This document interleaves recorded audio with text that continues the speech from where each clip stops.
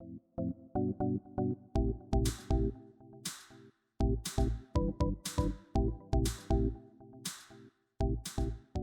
this video, we're going to go over the basic settings menu that's nested within the Elan viewer.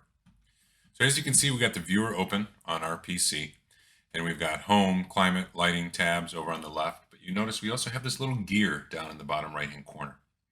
If we select this, it brings up the basic settings. Now this is geared towards end user customization. Here your client can go in and set and define climate schedules. They can go in and set lighting scenes through here. They can go in and pick whatever channels they want to add to favorites for one press of a button access to their most commonly used channels.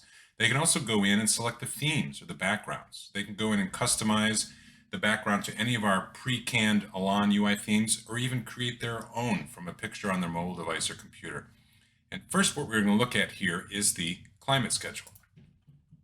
So if you remember, we brought this thermostat in and we set the permissions or the parameters for this climate schedule. We said we wanted 4 periods per day, as you see here. So that's 4 times to change. And as well as we wanted a different schedule running Monday through Friday versus Saturday and Sunday. You know, our habits are usually different during the work week than they are on the weekend. So we can really custom tailor this schedule to fit the client's needs. We also said we wanted a different system mode to track our scheduling. So if we were in home mode, we've got our 4 periods per day, different schedule Monday through Friday as we do on Saturday and Sunday. But if the system's in away mode, we're not concerned about changing set points throughout the day. We just want to maintain a set point. So we're going to go back into the home mode, and here the end user can go ahead and select whatever time of day they want the periods to fire off at.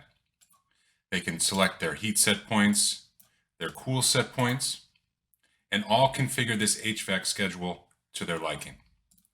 Now, if we tab back out of here, now we're going to take a look at lighting settings. So the biggest advantage in here in lighting settings is to have the end user be able to create their own lighting scenes. You know, traditionally, this is something that would require a phone call where you would have to go and program specific scenes to fire off a button press within Elan. Now we have the ability for the end users to create these their own. So if we go under lighting scenes and we hit plus, we can name it whatever we want.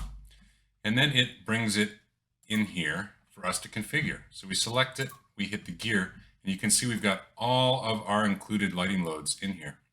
So if I select a couple of lighting loads here, hit the plus mark to add them, then I can even define the values. Okay.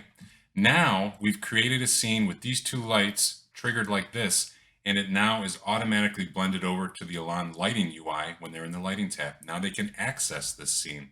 They've configured a lighting scene by themselves without having to need to contact the integrator. So we've looked at climate, we've looked at lighting, and now we want to look at TV channel groups. So if you remember, when we added the metadata provider, said we wanted Comcast Digital. This is the provider we used in the previous video.